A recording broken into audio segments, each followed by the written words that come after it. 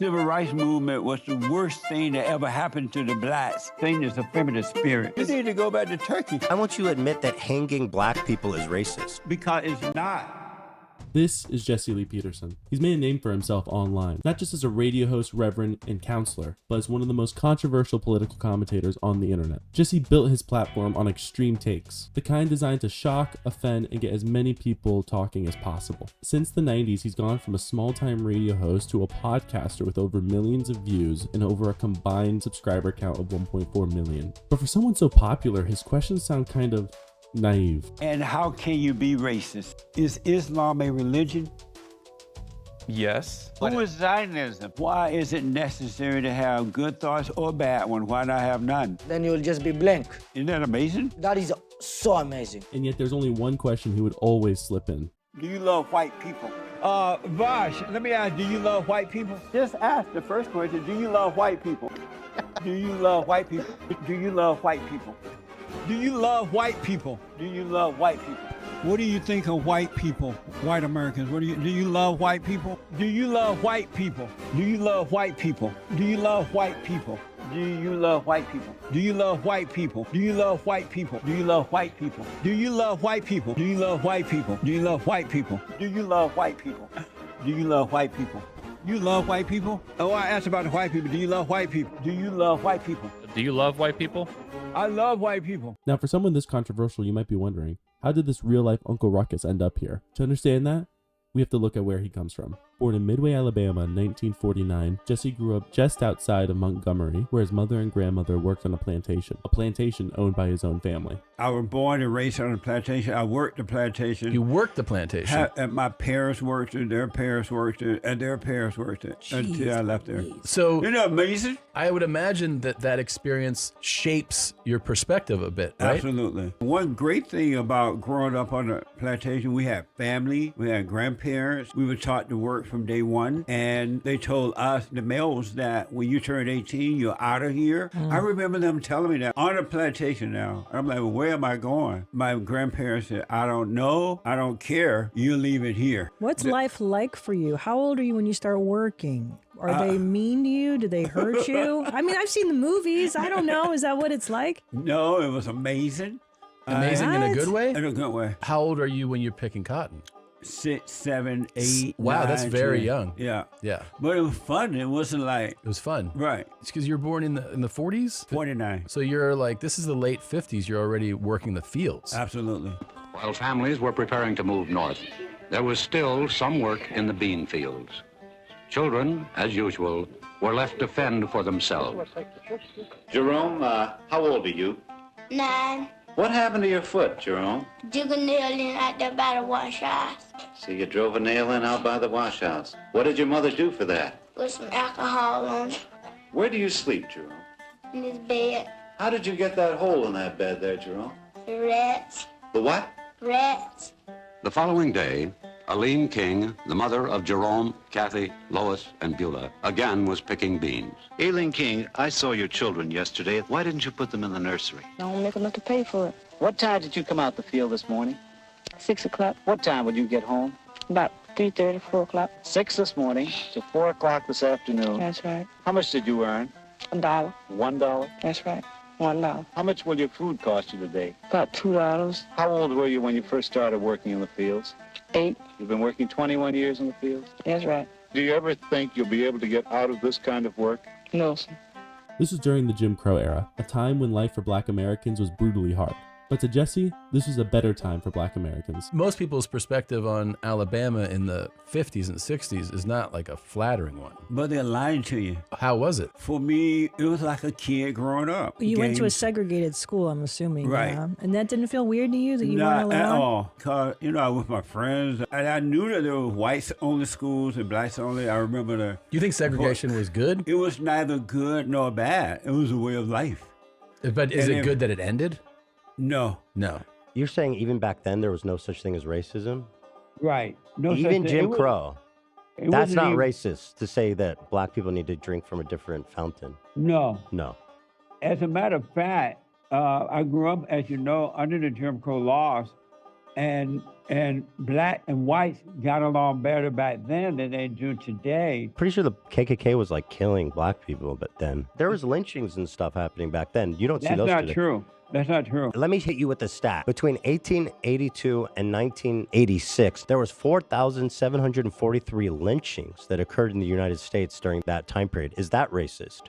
I don't even know if that number is true. You have to realize that the human heart is wicked and that the people make up numbers. Why won't you admit that hanging black people is racist? Because it's not. That's not to say Jesse was always like this. He's spoken about the racism he experienced and the struggles that shaped him. Struggles that ironically would lead him to deny they even mattered. Around the age of 18, I began to deal with the issues of life. And so I became very angry about it. I discovered that I wasn't a man. Very emotional, very insecure, had a lot of doubt. And so I thought, how do you overcome this? How do you become a man? Then I figured, well, I'll go to church. I figure if you can find the answer, you should be able to find it in the church. And I got worse instead of getting better. And to make a long story short, I ended up on, drugs and things like that. Then one day I heard, well, America owe you something. You've been enslaved, and it's time for payback, because you're black. So I went down to the welfare office. If you were on drugs, it was considered a disability. But what I noticed is that as the welfare was taking care of me, I got worse. I didn't get better. If you notice that when someone takes care of you, it seemed to take away your self-esteem. I'm sitting in my prayer closet and I'm wondering, what is wrong with me? Right away, I was able to see that I resented my parents. I resented my father because my father wasn't around to guide me and show me the right way to go. That emptiness that I felt, I knew it was for my father. And then I was angry at my mother because she resented my father. She didn't want to talk about him. She didn't want to mention him to me. And I was angry at her about that.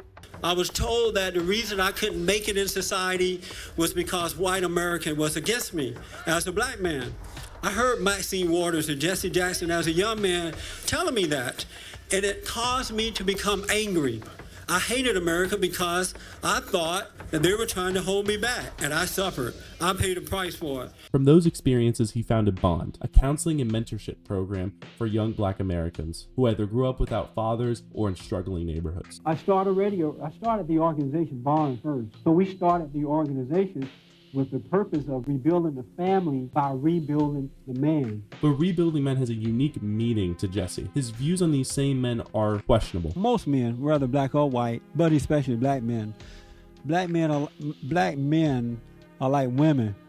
They're very insecure, they're very doubtful, they're shy, they can't make good decisions. They look to others to take care of them instead of them taking care of themselves. They are afraid of their woman. The average black man cannot deal with a black woman.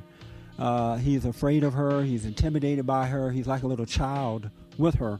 And the irony is hard to ignore. He constantly preaches the importance of fathers, yet he wasn't involved in his own child's life and doesn't even believe fathers should provide for their kids. I have kids. I have one son out of wedlock. It was devastated. I realized that was wrong, and that was when I was about 18 or 19. He got married, has 2 kids, and his daughter is now married. She has a grandson. But you were capable of providing for him? Where did you get that from, information you just put out? I told you I was able to take care of him. Yeah. I didn't tell you that. So you didn't take good care of him? I didn't tell you that. Did you not take good care of him? You just put out information that's not true. Okay, did you not take good care of him? I did not tell you that. Let's get that clear. Yes you or made no? a statement that's not true. Did you not take good care of him then? I didn't take care of him at all. Okay. How did he become a fine gentleman who is married, in your own words, then? He lived with his mother and stepfather in New York until he became an adult. Okay, let me ask you. A good man, does a good man provide for his kin, for his children? No.